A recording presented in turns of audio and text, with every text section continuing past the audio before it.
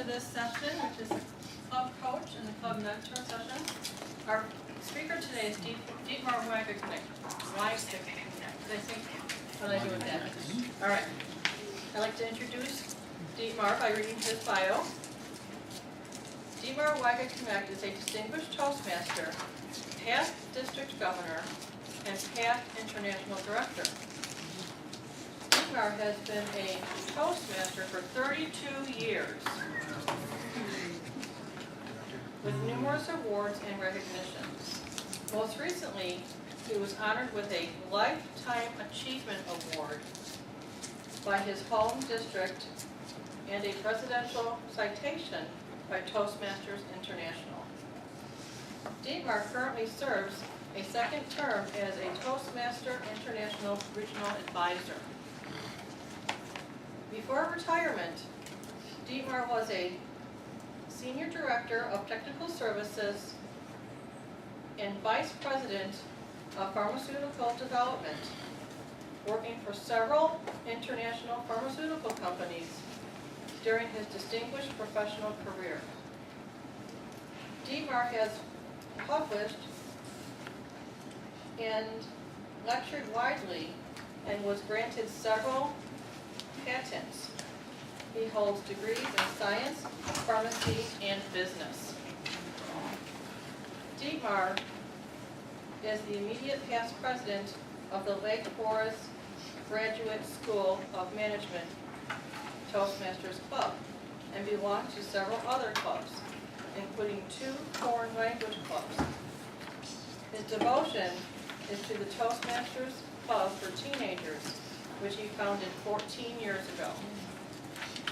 Please help me welcome Distinguished Toastmaster and Toastmasters Regional Advisor, Dietmar Weigeknecht.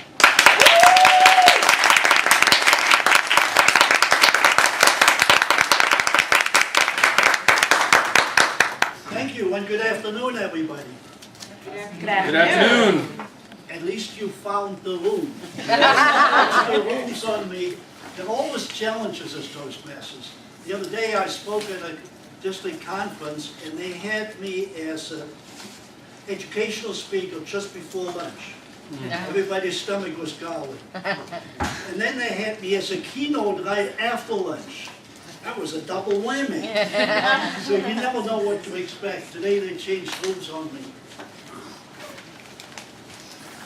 It is a formidable task to talk about this subject. In reality, I was asked to talk about sponsoring, mentoring, and coaching. And each one of these is a 1-hour workshop. So to put 3 hours of information into 40 minutes, guess how easy that is.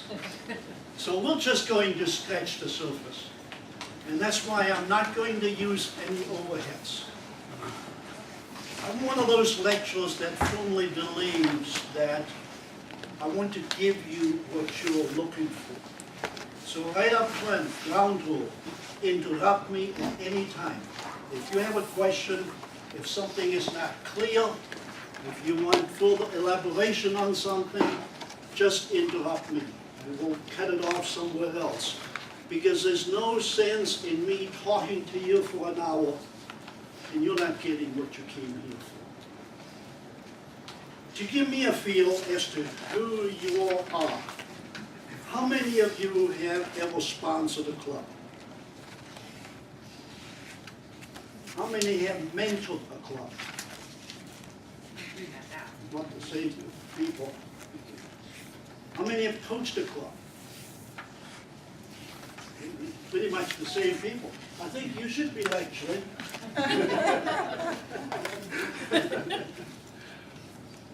I've done them all, obviously, which is why I can talk about that. But there are a lot of practical things that are not in the books either. So I'm going to divide my time a little bit on the 3 subjects. Let's talk briefly about sponsors. Sponsoring a club is starting a club anew. A sponsor is appointed by the district governor, and you can have 2 sponsors for each new club. Now, from my experience, the way it typically works is Charles got a good lead for a club, tells the district, and they'll start working, talking to the people to get a club organized there. Comes to a demo meeting, and I'm not saying Charles is doing that way, I'm just using Charles as an example. He's an idea man, he has an idea for a new club. And then comes time to form the club and to fill out the paperwork. Oh, we need a couple sponsors. Who's going to be the sponsor for this club? That's the way I see it typically working. The way it should work is the sponsor is the first thing before the club even gets organized. Because the sponsor's main responsibility is to form the club, to organize the club, to build the club. It is the sponsor that guides the forming club through the process of getting a demonstration meeting set up, getting meetings set up, getting the paperwork put together. And if the sponsor doesn't know the paperwork that well, typically there is somebody in the district that specializes in doing paperwork, at least for reviewing. It could be an area governor, it could be a division governor, it could be a lieutenant governor, whatever.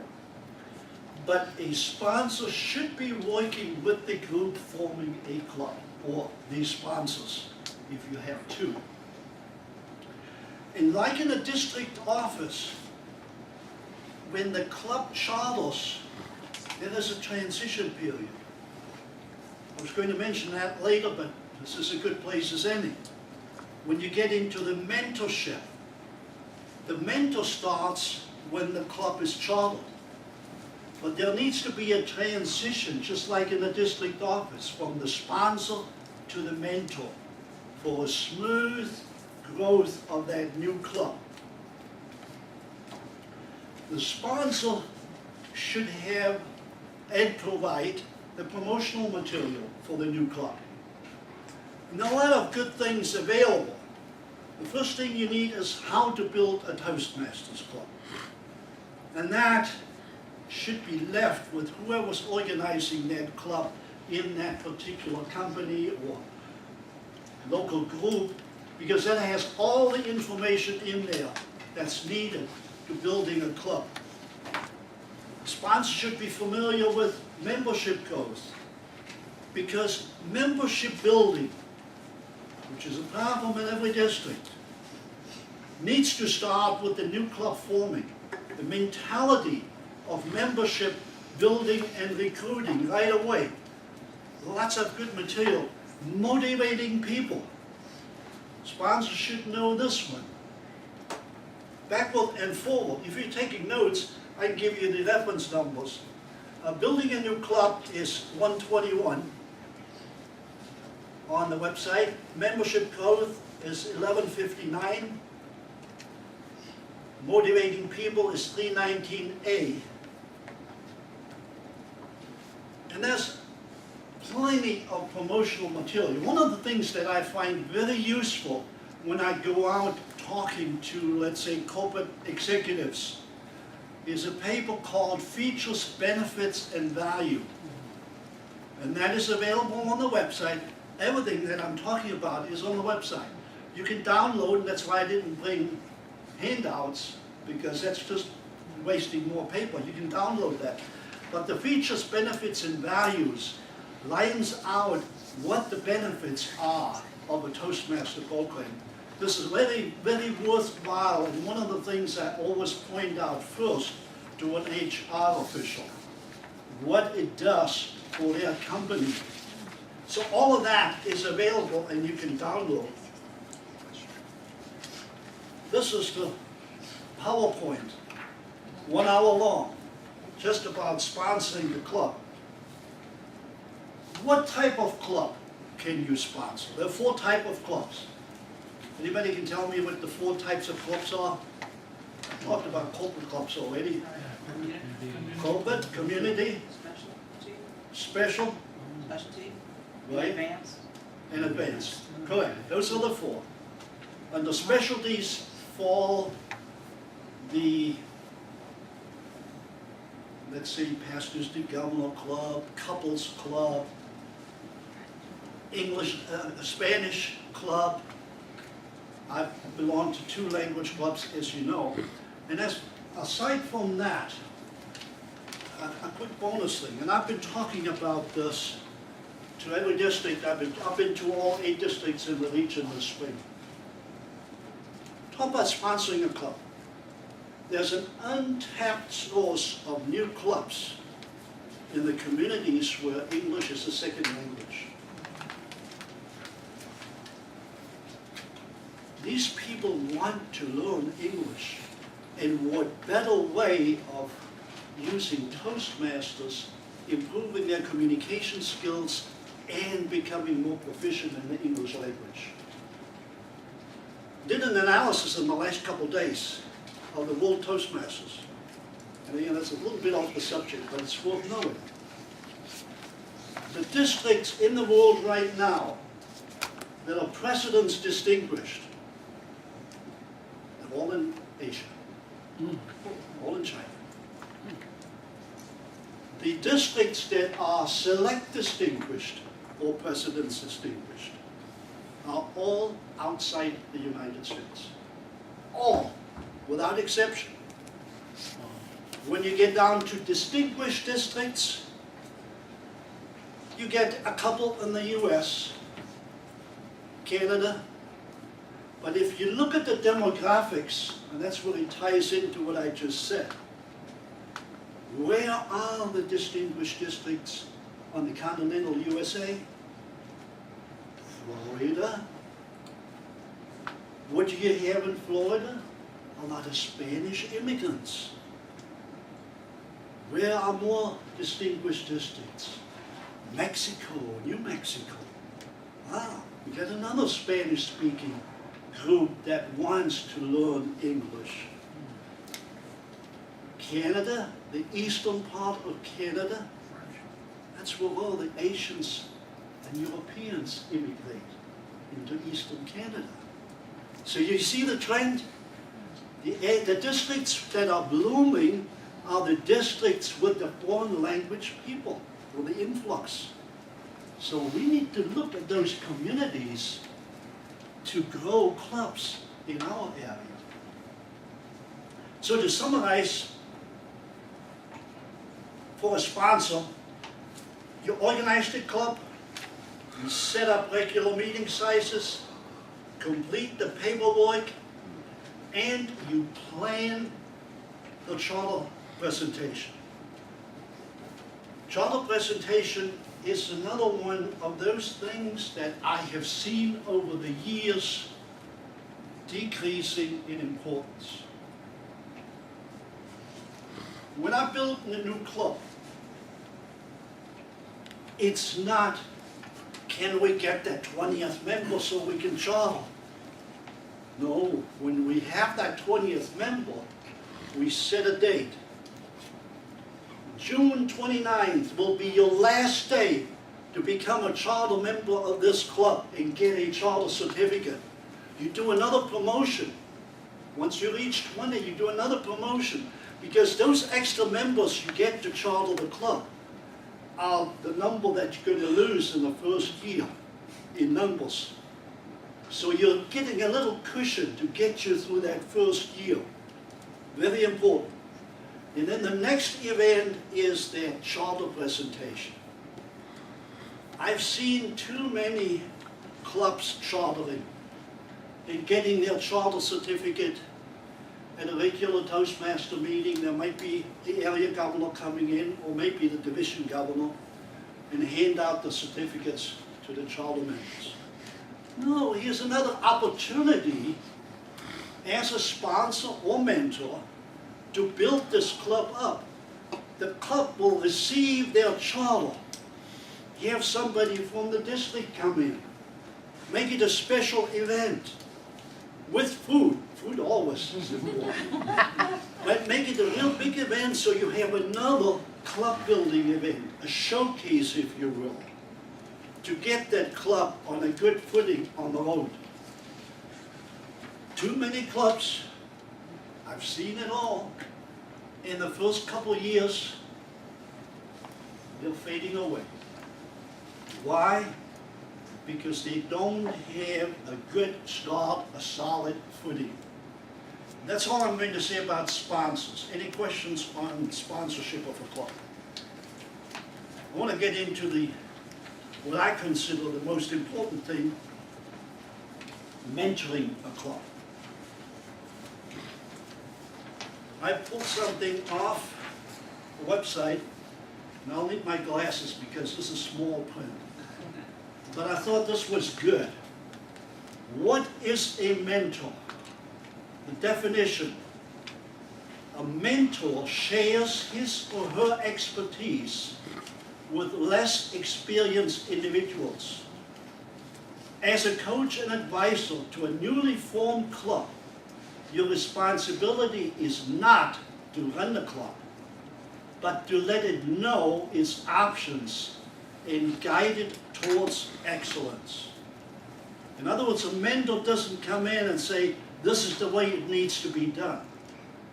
As an experienced Toastmaster, you know that each club develops its own culture and its own way within the framework of Toastmasters programs. You're not dictating it, but you're guiding them. You're guiding them. I recall a club, and I leave all the innocents' names out in my remarks. But I recall a club, and it was in this district, that had formed, was about a year and a half old when I visited that club. The mentor to that club was a former area division coach, mind you. And when I observed what that club was doing after a year and a half, they didn't even have the timing right. And I'm sitting there saying, what in the world was this mentor doing? They're announcing the wrong times for the activities. And that's just one example. And those are the kind of things that a mentor should be guiding the club. I prefer to have two mentors because we're all busy. And as a mentor, you're allowed two mentors. As busy people, there always is something that comes in the way from attending a meeting. And a mentor should always be at every club meeting, at least for the first 6 months. So if you have two, you can jump in for each other. It is so important. Now, this is not in any literature, but from experience, I have found, and I practice that typically as a mentor, that the mentor should have a couple minutes at the end of the meeting to make suggestions or comments. It's like an evaluation, folks. You say the positive things that the club is doing well and the areas where they could be improving. Just like an evaluator, a mentor isn't going to say, hey, this club is doing this all wrong. You don't have it right. No, you go, I suggest you try this. Or I would do it that way. And guide them. This is what the definition said, guide. Guide them into doing a quality meeting. That's the mentor's responsibility. The book says 6 months. Actually, to be accurate, the book says 6 to 12 months. But most people look at it as a 6-month obligation. And then they say, okay, I did my duty, I get my credit, I've been a mentor. I firmly believe, and always have firmly believed, at least a year. At least a year as a mentor. If you want to do the job that you're expected to do for the club, you don't have to be a member of the club. In fact, you can't be a member when you take on the mentorship, but you can then join if you so wish. And right opposite of me is sitting a member of a club where I was a mentor, because the year has long passed, but I am a member of that club. And still give a suggestion here or a suggestion there, right? So a mentor is not something that goes by the calendar. Again, referring to the sheet where I read the definition, and this is on the website, it doesn't have a number, but if you just put it into the search engine, mentor a club, then this comes up. It lists the official duties. Your official term as a mentor begins with the new club charter and lasts for 6 months to a year. And a list of the items that is on the sheet is build rapport with the club, ensure that the club is strong and functional, familiarize the club with the TI website, conduct successful club series programs, make certain the officers are trained, help the members build positive habits, and basically create a quality club and foster a culture of continued growth and sharing the Toastmaster experience. It's almost like a coach in a sports team. You're kind of leading them on to victory, getting them a successful team, building a culture for that particular club. And I'm sure to be sure, it requires dedication. I think a mentor for a club needs to be dedicated to that club. What is dedication? Typically, for District 30, I hear, oh, this TLI is in Huffman Estates. I live in South Holland. That's a long way. Is it really? My first response to that usually is, hey, look at your neighbor. And I think we have some people from District 35 there too. That's my first response. Look at our neighbor to the north, Wisconsin. You drive 6 hours from one end to the other just to make a visit. It's different than Chicago. Okay, so I drive an hour and a half to a club meeting, but that doesn't mean anything if you put it in perspective. I don't know how many of you are on LinkedIn and some of the web pages. And just this week, I pulled one off because I thought that's appropriate to the subject. This lady, her name is Dina Loomis. Anybody seen her thing? I'll tell you what she says. This new club is composed of employees of a power plant. They're meeting 2 times, twice a week, twice a month, with at least 4 to 5 speakers each meeting. Now, she is a mentor. It's a challenge to be always there. Because the trip to this plant takes 6 hours one way. And 12 hours round trip. We stay overnight at a nearby hotel to help them with their meetings and act as evaluators and mentors.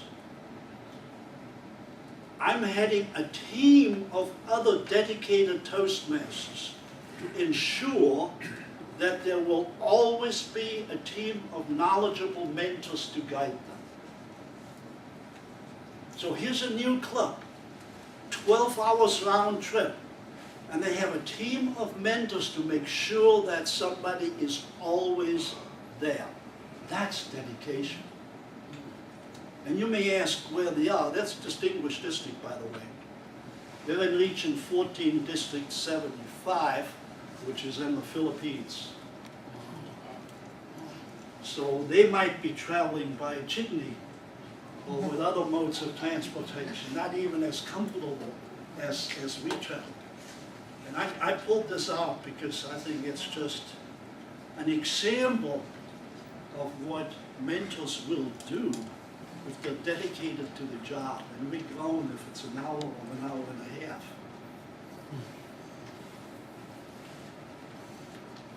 How are we doing with the time? Quality is very important. Be an example when you mentor. I often take this approach. I'll sit in a club, and I may be mentor of that club or not, but I see a real problem in a certain area.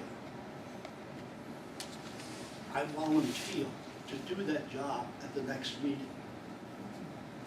If there's a problem with a grammarian, if there's a problem with a timer, whatever it is, I'll volunteer to do that job.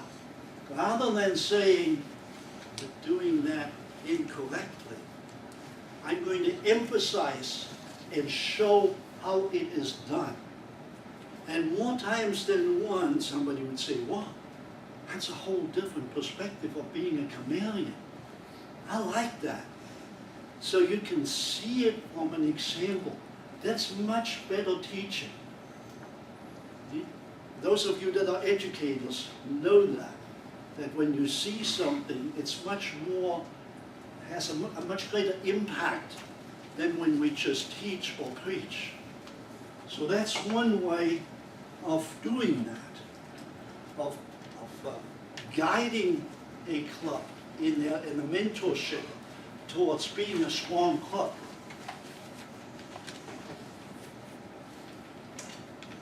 Let's say you're a mentor to a club, ABC. You've been there, Club ABC is doing fine, they've got 25 members, they have good meetings, great. Your mentorship is done. You move on, be another mentor, be another sponsor, be a coach, what have you. I would recommend that Charles, who started that club we talked about in the beginning, that was 2 years ago. Charles keep kind of an eye on that club, and he notices they're dropping in membership. They're running into trouble. If I was a mentor of that club, I continue to have an interest in that club. Give an example. I worked for a company,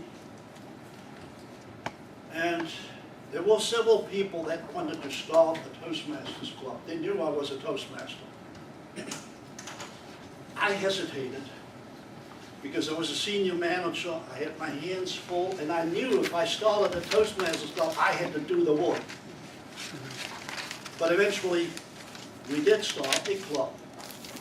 In less than 4 weeks, from the time we announced we will start a Toastmasters club to the time we chartered was less than 4 weeks. Good club, running for years. I retired, and one time I got a call.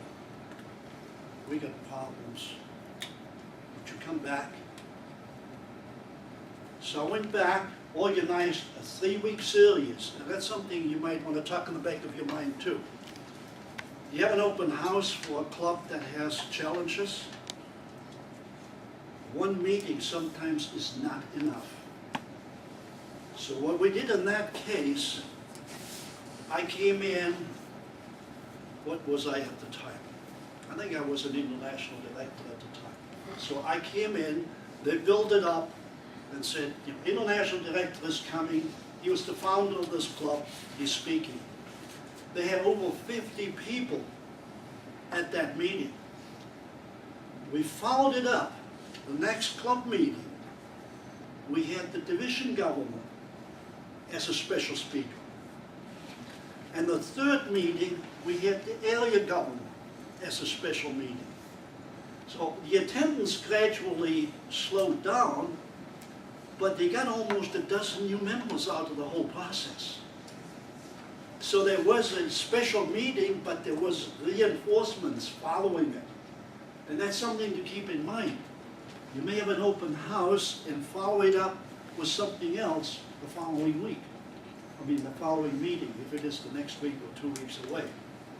Very effective. So we rebuilt that club.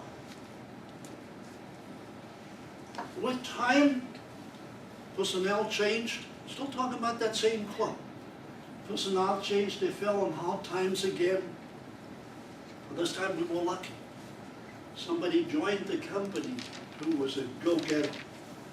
And he took a hold of that club, started rebuilding it, and I'm going back next week as a special speaker. They built a program called Founders Meeting, building up the fact that about 15 years ago, I started this club, and I'm coming back to help and strengthen that. And that company, just within the last few weeks, the company has given a $2,000 stipend to that club annually. So the company became impressed by what the club was doing. So persistence as a mentor in perpetuum, so to speak.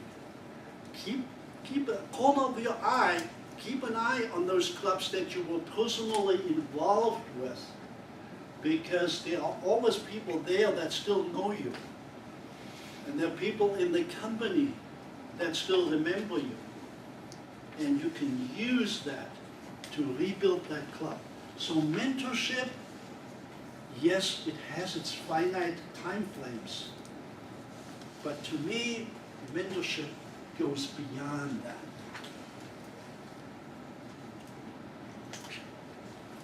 Any questions on mentoring? I've been going really fast. Photographers are excluded. Just kidding.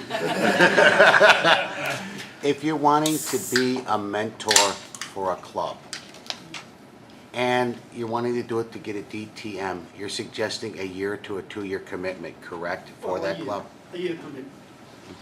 Yeah. For the paperwork, you need a minimum of 6 months. And you can process the paperwork if you really want to get your DTM. But I highly recommend to stay with the club at least a year, whether you join it or you don't join it. In this case, I joined the club. Like I said, the year is already passed. I'm still with the club, and the club is doing well right now. 24 members, as far as I know. We had 1 second. Hold it for just for a second. There's another club that I was a member of, and I was not a sponsor, but a mentor, co-mentor early on. We just had an open house last week. Yeah, so much going on in my life. Last week we had an open house, and the club had 17 members. They would have been distinguished, but the membership, like you all know. In that open house, we signed up 3 members. And the club is not distinguished. So The open house paid. And they didn't have pizza. They only had cookies and water. Very inexpensive. Question in the back.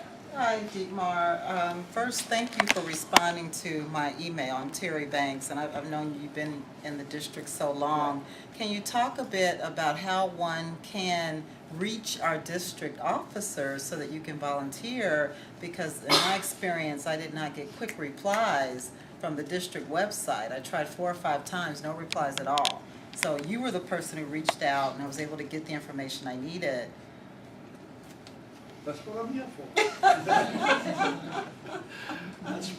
That's part of my job as region advisor. Multiply that by 8 districts. That's why I'm on email and phone every day. But mentors, like sponsors, are appointed by the district government. The thing to do is, if you're interested in a mentorship or interested in a sponsorship, let the district government know. So when the occasion arises, they have a list of names to call upon to be a mentor or a sponsor, because both the sponsors and the mentors have to be listed on the application, on the charter application. Now, a club can also be a mentor, mentoring club. Many times, a strong club wants to mentor another club and walk with them side by side, especially in their close proximity. That's sometimes really helpful. You can arrange for joint meetings anyway. As a mentor, as you develop the culture of the club, encourage them to cross-fertilize with other clubs. Invite them for a special meeting. Have a joint meeting. When I started Toastmasters, I started in a corporate club. It was the kind of thing as, hey, Dietmar, we're having a meeting, Toastmasters at lunchtime. Why don't you bring your lunch and come and sit in? I never heard of Toastmasters, didn't know what Toastmasters was. I just wanted to listen what's happening at lunchtime. 7 years I was a Toastmaster. I knew nothing about a district conference. I knew nothing about a region conference, which we had in those days. I knew nothing about speech contests. 7 years. It was this Toastmaster, that was Toastmasters that I grew up in. Until I had a job transfer. The whole world opened up. I went to contests, became an area governor, became a rescue helper. It didn't call it, it gave it different names in those days.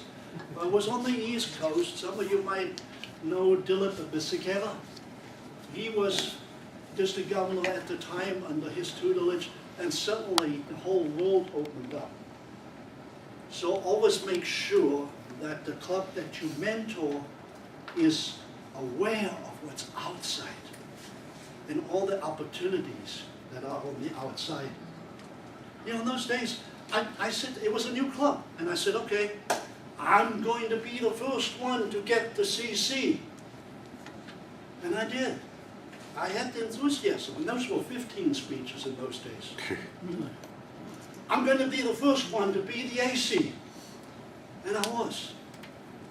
And then I coasted because I didn't have any more challenges. It wasn't until years later that I got my DTM. So from my personal experience, I know how important it is that clubs know that there is something on the other side. I did get a yellow signal. Yeah. So let's quickly touch on coaching. And we may come back on some of the things later on if we have time. Coaching, a club coach, again, is an appointment. Appointment by the district governor. If you're interested in coaching, let the district governor know. I know of no district in the United States that has an abundance of coaches. Coaches are always scarce, and district governors everywhere plead for coaches. And it's not all that bad. You start out with a club coach appointment application. Again, that's a form. That's Form 1152. You fill that out and you give it to your district governor or your lieutenant governor of marketing. They'd be happy to give your application. Well, there's another area that sometimes, how shall I say this, is not processed as well as it could or should. Oh yeah, I know this club down in South Holland. I live not too far from there. They've got trouble. I know some of the people there. Can I coach them? That's not really the way it should be. Ideally, a club coach should not know the people in the club that they're going to coach. You know, oftentimes we talk about, well, you know, the club coach and the club culture, they need to match, they need to understand each other. It's not the way it should work. The club coach should not know the people in the club. And that is the first job of a club coach once appointed, to get to know the individuals, to build rapport with the individuals. If you're a club coach, that helps you tremendously in your own growth. You learn how to resolve conflicts. You learn how to work with people that may be difficult to work with, because that all is part of your own personal growth. I was president of a club in Delaware one time, a DuPont facility. And there was a gentleman in that club. He was, well, I won't use the expression, but he was a pain. And everybody knew it. And as president of the club, there was nothing I could do right. So I reached out to him as if I were a coach. I took him under my wings. I made him involved, made him part of my decisions, and involved him. And you know, after I left that club, that man became a district governor eventually, because of the interaction in getting his thoughts and his ideas translated into beneficial activities for the club. As a region advisor, I've seen lots of things in many districts. And some of those experiences I had were greatly beneficial. I talk about you will be growing as a coach in all these areas. Because, let's face it, humans are humans. And they always have differences. And to mediate in that is very important for success. And as a club coach, you have a first-line opportunity to work with the individuals, establish rapport with the individuals. When I was on the board of the company I worked for, when I was vice president, if I had a big project that I wanted to bring before the board, whether that was an activity or whether it was buying a big piece of equipment for $500,000, whatever it was, I would never go to the board and say, I propose we do this. This is my suggestion. No, I use the Japanese style.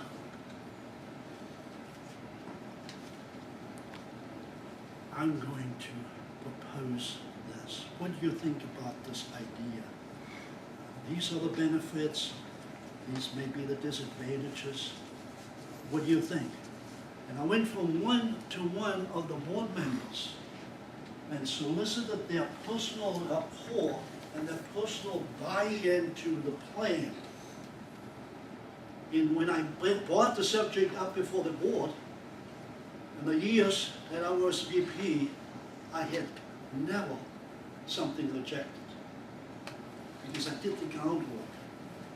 And that's what you can do as a coach in a club. Take the individuals on a one-on-one basis, and I'm going to pick on Charles again. Charles, you know, sometimes you're a little rough when you give your evaluations. You know, turn it a little bit around and be a little more positive. Look at it from your own perspective, and it's going to be much more effective. So you coach on a one-on-one basis. And by doing that, you bring the whole group together, and that club then gets that motivation and that initiative to become a distinguished club and to move on and recruit people. And I'll tell you, if you come in, you probably experienced that yourself, you come into a club environment, you can sense what the club environment is. And if I'm a visitor and I walk into a hostile environment, I don't want to be part of that.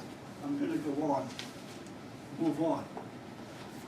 So as a coach, one of the most important things is to build that internal camaraderie and positive attitude of things. Keep the LGM posted. Be communicative to the district if you're a coach. As a mentor too. We've talked, I have conference calls with district officers throughout the region. And we've talked a lot about that. That we really don't have a good report system for mentors or coaches.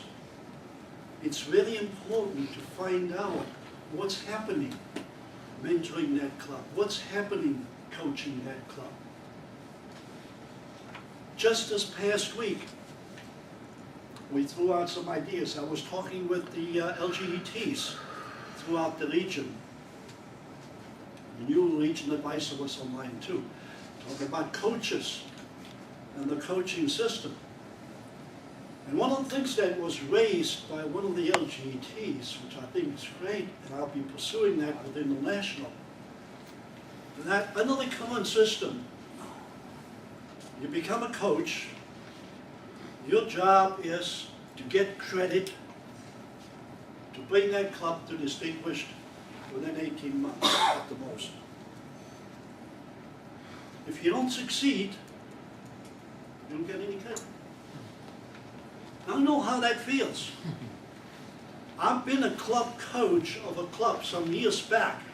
This is 10 plus years ago. I was coach of a club that did not succeed to become distinguished. And guess what? 10 years later, that club still only has 10 members. And they've went through 3 coaches in the meantime.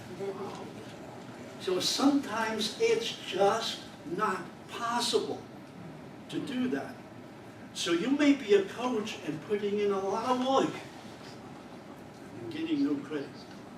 So this is one of the things that I'll be discussing with headquarters. We discussed it as LGETs in the region of maybe modifying the system to have an evaluation of the coach and recognize the coach's effort and work put in, even if the club does not become distinguished. I think that sometimes will hold people back from becoming a coach when they see a situation that is really challenging and really difficult. They may not volunteer because of that. So that's something that we will be pursuing. How many minutes do we have? We're a little bit over, so about another minute or so. Almost over. Okay, one thing I wanted to mention, and I just remember because I saw it here. Going back to prospecting for a club, make yourself a folder. If you talk to an HR person, and you can come up and look what I put in there, all kinds of literature that I give the individual to look at and then follow up. We will probably get some new club leads in the weeks to come. Starting tomorrow is a national meeting of human resource professionals at McCormick Place this year. Sunday, Monday, Tuesday. Toastmasters International has a booth. I will be there all day Monday myself to talk to these HR professionals. And no doubt there will be a lot from the Chicago area there, and hopefully we nail those down. I will be around if you have specific questions that you have run across or you have been challenged with. So I'll be around, and if not, I give everybody my business card.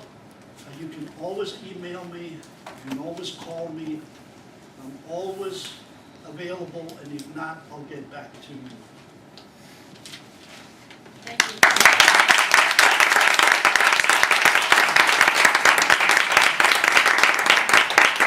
Thank you very much, Deepa, for a wonderful presentation that you've given us all. Thank you very much for the information you provided, and thank you also for letting us know that we can contact you if we have any more questions that you can be around. Thank you for making yourself available. Everyone, thank you very much for coming today. You can pass that, go ahead and you can pass along your evaluations. I'll collect them, and thank you very much. Enjoy the rest of your